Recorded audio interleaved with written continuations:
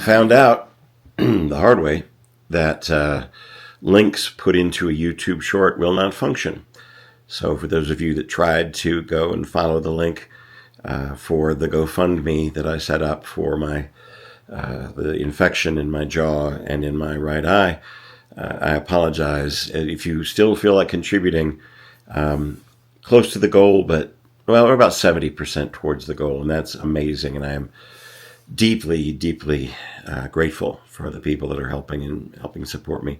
But anyway, a real link is in the description for this video. If you feel like contributing or sharing, God bless you. Thank you for help. I am currently reading Dick Van Dyke's autobiography. The man just turned 99 years old, and he has been in show business his entire life. It's a dream he said he never really had. He just did what he did. He didn't go seeking so very much as he just did what his talent was telling him to do, what his gift was telling him to do. And I thought, what an amazing road. And I look around and I go, yeah, it is an amazing road, and I'm on one very much like it. I keep my persona down to a minimum. I don't think he ever tried to be famous, but he became a very beloved and renowned figure in the world, and one could only hope to be able to spread the kind of joy that this man has.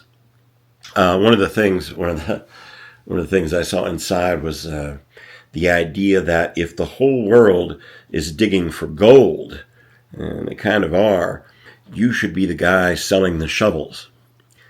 That's really apt, isn't it? It really is apt. I'm not one to dig for gold, but I got a nice shovel I can sell to you. What I really came on here to say, what I put this video up for, just something that I've been meditating over for the past week or so.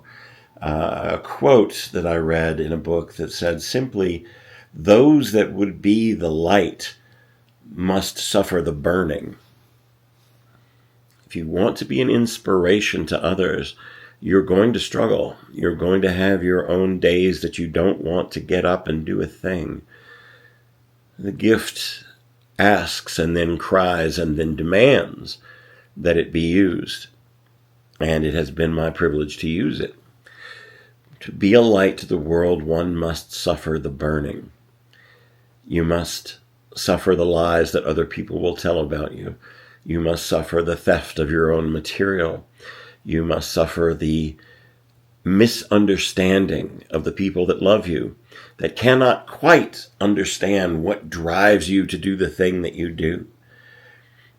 Even and especially when it means that they feel neglected while you're doing it. Stage, the audience, the facing in the wrong direction, the gift has always made my decisions for me. And that hasn't been pleasant for people that care and love me. And it hasn't been pleasant for me trying to love myself, because I doubt myself in those times as well. But in my meditations and in my writing and in my constantly going over, what am I here for? This is it. This is what I am here for. This is what I was made to do. This is what drives my heart. This is what allows me to spread the love that I have. I suffer the burning, and I do it happily. I am thankful for the challenge. I am thankful for the struggle, because without the struggle, I would be nothing. I would still be moving furniture that I can't afford, delivering it to people who don't care and don't see and don't create. They consume, but they don't create. And I cannot imagine that frame of mind.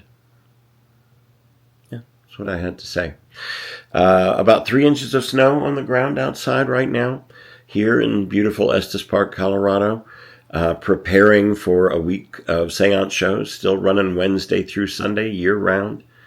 Having a blast doing it.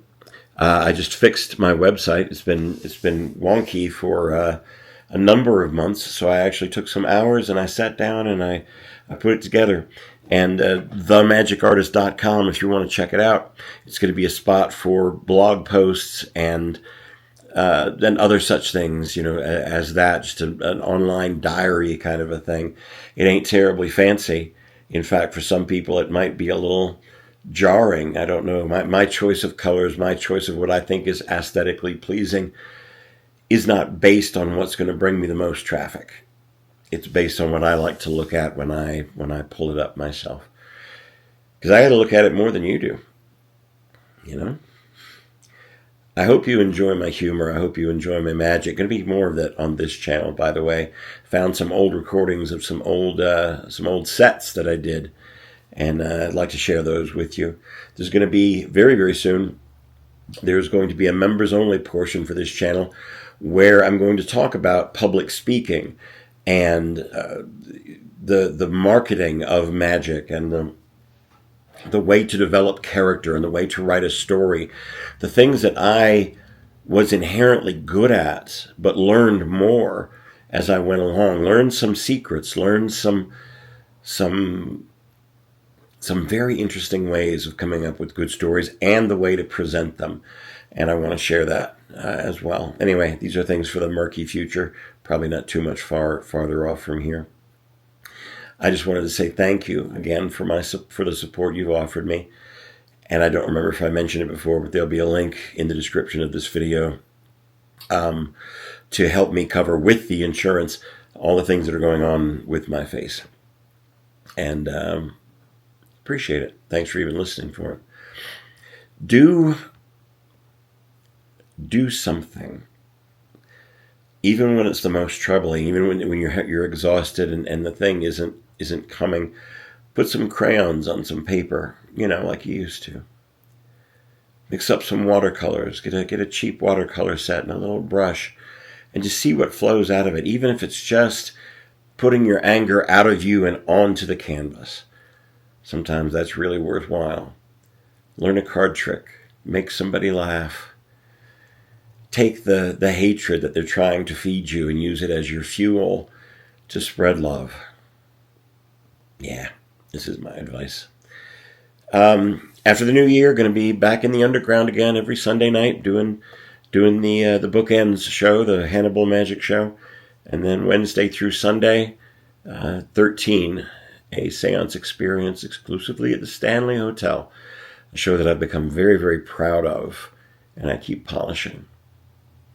I hope there's love where you are. I'll talk to you soon.